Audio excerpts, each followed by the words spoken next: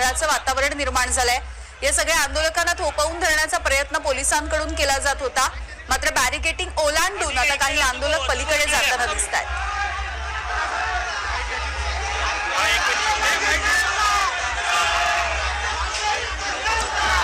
आमचे प्रतिनिधी तुषार कोहळे आपल्याला माहिती देतील। तुषार, आपण बघतोय आता काही आंदोलक हे बॅरिकेटिंग ओलांडून पलीकडे गेलेले दिसतात। काय मागणी आंदोलकांची? तुमच्या सोबत काही जण आहेत, त्यांच्याकडून माहिती जाणून घेऊ शकता। निश्चित सध्या या मोर्चातलं काय दृश्य आहे दाखवण्याचा मी तुम्हाला प्रयत्न करतो।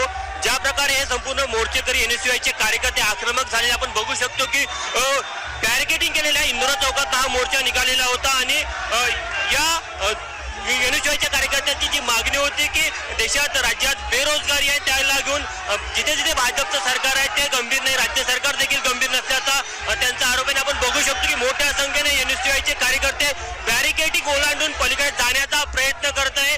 खरं तर इंदोरा चौकात हा मोर्चा निघाला आणि एलआयसी चौकामध्ये जसा मोर्चा आला तेव्हा पोलिसांनी ना इथं थांबवण्यात आलं आणि नंतर जसंही पोलिसांनी थांबवलं तेव्हा हे सगळे एनएसयूआयचे कार्यकर्ते आक्रमक झालेत आपल्याला पाहायला मिळत आहे। काही कार्यकर्ते आपण त्यांना विचार त्यांच्या काय मागण्या आहे, कोणत्या मागण्यांना देऊन तुम्ही हा मोर्चा काढला? नोकरी द्या नाही तर बघता हे फक्त सरकार आश्वासन देऊ शकते, कुठलीही मागणी पूर्ण करू शकत नाही। आम्हाला इथे आतंकवादी सारखी वागणूक देत आहे असं यांचं सरकार। हे काय मागणी आहे?